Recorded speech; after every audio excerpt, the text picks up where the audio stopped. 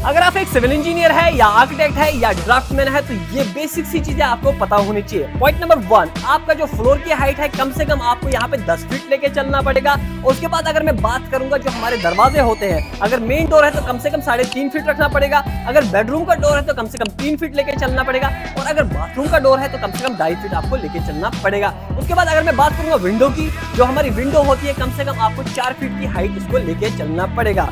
उसके बाद अगर मैं बात करूंगा पैरापेट वॉल की जो हाइट है आपको रखनी पड़ेगी 3 फीट। उसके बाद अगर मैं बात करूंगा कॉलम के साइज की, कॉलम का साइज जो है अगर रेक्टेंगुलर है तो कम से कम आप यहाँ पे 9 इंच लेके चलेंगे। अब अगर मैं बात करूंगा बार्स की, जो आपको बार्स इसमें प्रोवाइड करने होंगे वो कम से कम 4 बार्स होने चाहिए अगर रेक्टेंगुलर है। अगर सर्कुलर है तो उस केस में आप यहाँ पे 6 बार प्रोवाइड करेंगे।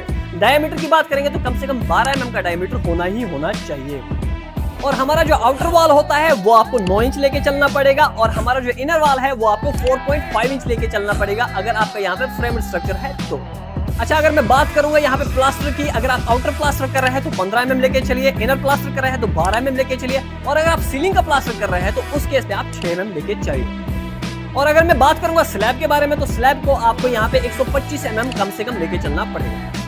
अब अगर मैं बात करूंगा लिंटल बीम की, जो लिंटल बीम हमारी होती है उसकी आपको थिकनेस कम से कम यहाँ पे 6 इंच रखनी होगी। और इसके साथ साथ अगर मैं बात करूंगा डीपीसी डैम्प प्रूफ कोर्स की तो कम से कम आपको 2 इंच प्रोवाइड करना पड़ेगा। अगर मैं सीमेंट की बात करूंगा, सीमेंट की जो इनिशियल सेटिंग होती है वो 30 मिनट्स होती है। और आप सबसे मेरा क्वेश्चन है, मुझे ये बताइए सीमेंट की फाइनल सेटिंग क्या होती है। ऐसी साइट की इन्फॉर्मेशन के लिए follow one and only PTS CAD expert.